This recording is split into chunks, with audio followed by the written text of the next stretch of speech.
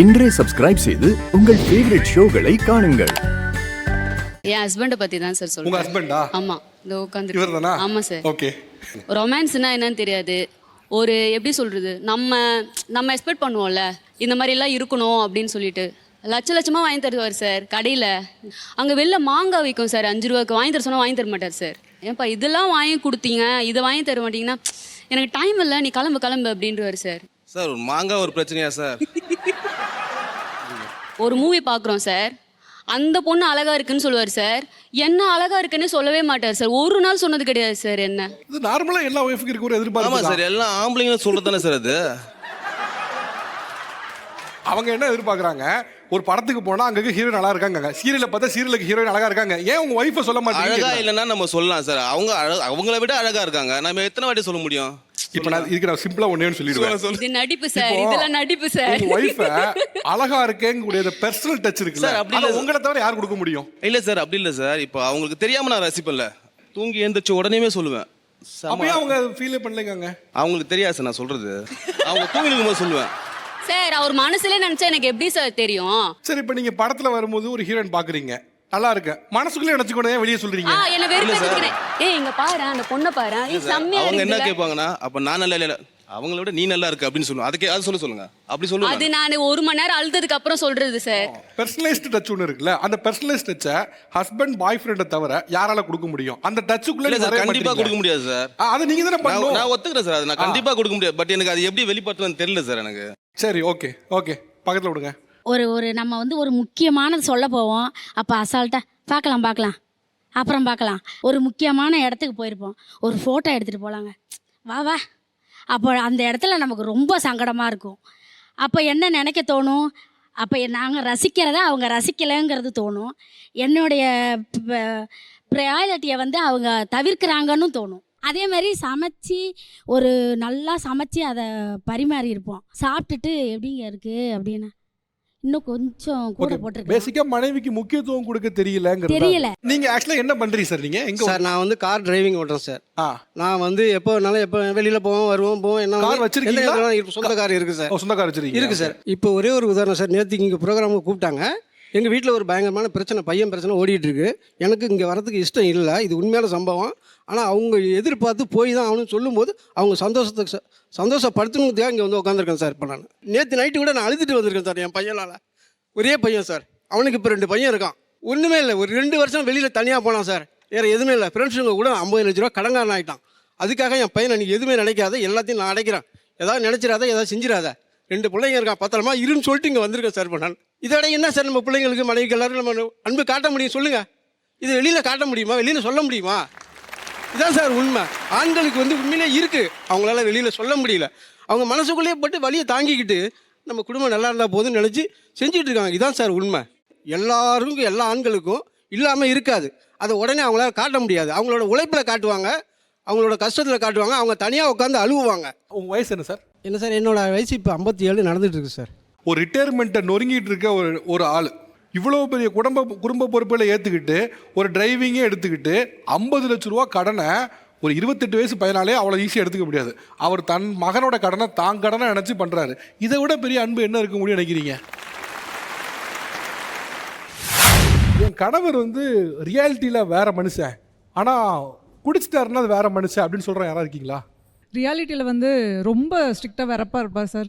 ஒரு பாட்டு போட்டால் கூட அதுக்கு ஒரு ரியாக்ஷன் இருக்காது. நம்மலாம் தலையெல்லாம் ஆட்டோம்ல பாட்டு போட்டால், அது கூட இருக்காது, அப்படியே ஜட மாதிரி இருப்பார். ஆனால் உள்ள சரக்கு போச்சுன்னா பாட்டே இல்லாமல் டான்ஸ் ஆடிட்டு இருப்பார். இறங்கி குத்துவார் சார், பாட்டே இருக்காது, ஆனால் சும்மா வந்து என் முன்னாடி இப்படி இறங்கி குத்தி டான்ஸ் ஆடிட்டு இருப்பார். அந்த சரக்கு போட்டு தப்பாக போகிறாங்க, அதில் 2 மணி நேரம் நிம்மதியாக இருக்கிறோம்ல, அதுக்கு சொல்லுங்க. அவர் ஒய்ஃப் பேசும்போது சத்தம் மூச்சு இல்லை, இப்படியே உட்காந்துருந்தாப்புல. வேற யாரோ பேசும்போது அதாவது பார்த்தீங்கன்னா அப்படின்னு. இப்போ இவங்க பேசும்போது நாங்கள் ரியாலிட்டியில் நடைமுறையில் ஒரு வேற ஆள், ஆனால் குடிச்சிட்டா அதே ஆள் வேற மாதிரி இருக்காப்புல. பயங்கரமாக அவர் வந்து அன்பை பொழிகிறது, பாசத்தை பொழிகிறது, செல்ல பேரச்சு கூப்பிடுறது என்னன்னு ஆளே வேற மாதிரி இருக்காங்கன்னு. மது சாப்பிட்ட பின்னால் ஏன் அப்படியான ஒரு மனநிலை வருது? ஏன் ஒரு க்ளோஸ்னஸ் அப்போ மட்டும் ஃபீல் ஆகுது? சார் பெருவரையான ஆண்களை பற்றி எல்லாமே பேசினாங்க. நான் என்னடானா ஒரு ஆண்கள் ஒரு பெண்கள்கிட்ட காட்டாத ஒரு முகத்தை காட்டணும்னு ஆசைப்படுவான். இல்லை சார், அது ஓகே, எப்படியாக மாறுதுன்னு கேட்குறேன். இதை பேசினா அதுக்கப்புறம் பேசலாம். அதை தான் மாறுறது தான் சார் சொல்கிறேன். என்னடானா இத்தனை நாளாக இந்த விஷயத்தை அடக்கி வச்சிருப்பான், அந்த இடத்துல அடக்கி வச்சிருப்பான்.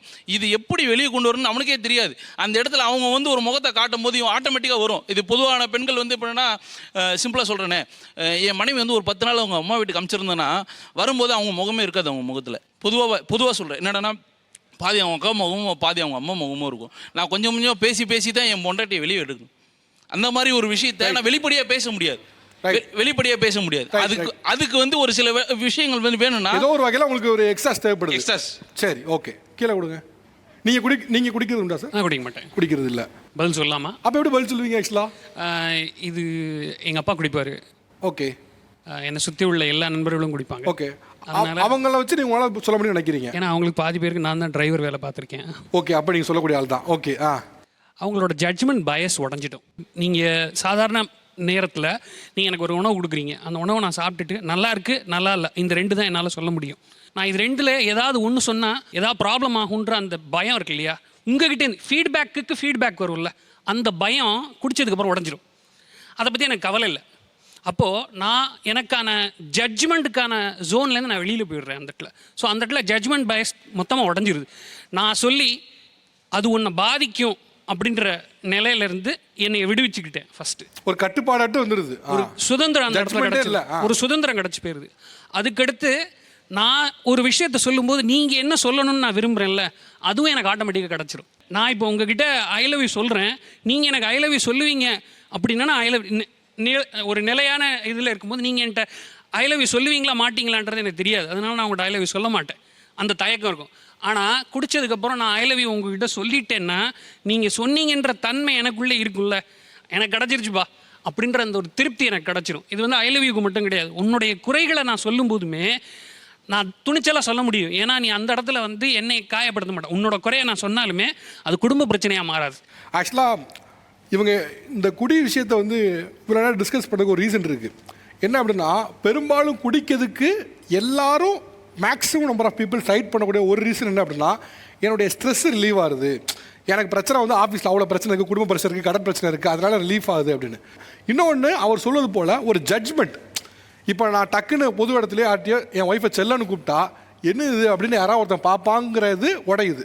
அப்போ அந்த ஆஸ்பெக்ட்லேருந்து அவங்க குடித்தாங்க அப்படின்னா இப்படிலாம் ஒரு பேசுறதுக்கான மொழி வளம் வர ஆரம்பிச்சிருது, தன்னையே அறியாமல் நெருக்கமாக சொல்ல ஆரம்பிச்சிடுறாங்க.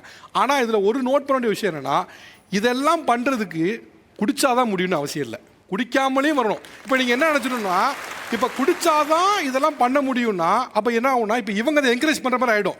சரி, இப்போ அப்படி தான் அந்த பையன் அந்த ஆள் நெருக்கமாக பேசுகிறாருன்னா அவர் வழி இல்லை, குடிச்சிட்டு போட்டுன்னு சொல்கிற மாதிரி ஆகிடும்.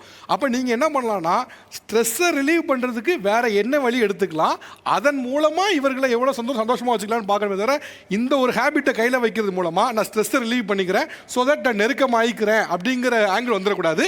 இன்னொன்று நான் ஒரு டிஸ்க்ளைமராகவே நான் சொல்லிடுறேன், தமிழா என்றைக்குமே குடியை ஆதரிப்பது அல்ல, குடி என்றைக்குமே ஒரு பேட் ஹேபிட் தான். Drinking is injurious to health தான்.